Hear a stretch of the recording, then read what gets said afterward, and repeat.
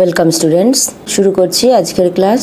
আজকে দেখে নাও ক্লাসে কি কি বিষয় আছে। প্রথমেই আছে হোমোগ্রাফস। হোমোগ্রাফস কি? হোমোগ্রাফস এমন কিছু ওয়ার্ড যাদের বানান একই হবে, উচ্চারণ আলাদা হবে এবং মানেও আলাদা হবে, মানে অর্থও আলাদা হবে।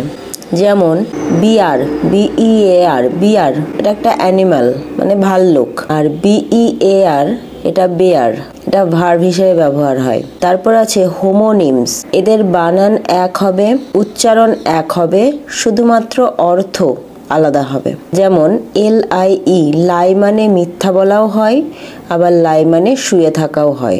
তারপর আছে হোমোফোনস, এদের বানান আলাদা হয়, উচ্চারণ এক হয়, কিন্তু মানে অর্থও আলাদা হয়। যেমন NO, নো মানে না, আবার KNOW, নো মানে জানা। এরপরে কিছু উক্তি আছে, যেমন গোষ্ঠী কতকগুলি বিষমজাতিক এবং কতকগুলি সমজাতিক লোকজন নিয়ে গঠিত, এটা বলেছিলেন স্যাফার। গণিত হলো সভ্যতার দর্পণ স্বরূপ, এটা বলেছিলেন হগবেন।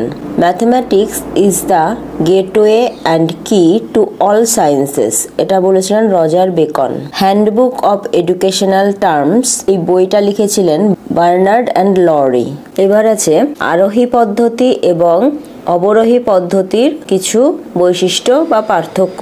আরোহী হচ্ছে প্রয়োগ থেকে তত্ত্ব, আর অবরোহী হচ্ছে তত্ত্ব থেকে প্রয়োগ। আরোহী হলো সরল থেকে জটিল, অবরোহী হলো জটিল থেকে সরল। আরোহী হলো বিমূর্ত থেকে মূর্ত, অবরোহী হলো মূর্ত থেকে বিমূর্ত। আরোহী হলো অংশ থেকে সমগ্র, অবরোহী হলো সমগ্র থেকে অংশ। আরোহী হলো নির্দিষ্ট থেকে সাধারণ, আর অবরোহী হলো সাধারণ থেকে নির্দিষ্ট। আরোহী পদ্ধতিটা গ্রিক দার্শনিক প্লেটো এবং অবরোহী পদ্ধতিটা গ্রিক দার্শনিক অ্যারিস্টটল ব্যাখ্যা করেছিলেন। এরপর আছে সংশ্লেষণী পদ্ধতি, যেটাকে বলে সিনথেসিস মেথড। জানা থেকে অজানা, কোনো জ্ঞাত তথ্যকে ভিত্তি করে পরীক্ষা নিরীক্ষার সাহায্যে অজানা সিদ্ধান্তে উপনীত হওয়াকে বলা হয় সংশ্লেষণী পদ্ধতি।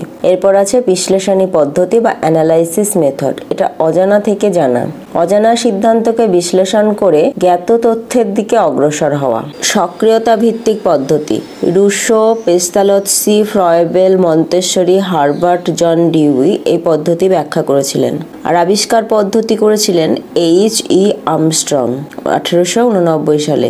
এদিকে গ্রিক শব্দ হিউরিস্কো, এই শব্দটার অর্থ হলো ডিসকভার, মানে আমি আবিষ্কার করি। তাহলে আজকের ক্লাস এই পর্যন্তই, আবার দেখা হচ্ছে পরের ক্লাসে।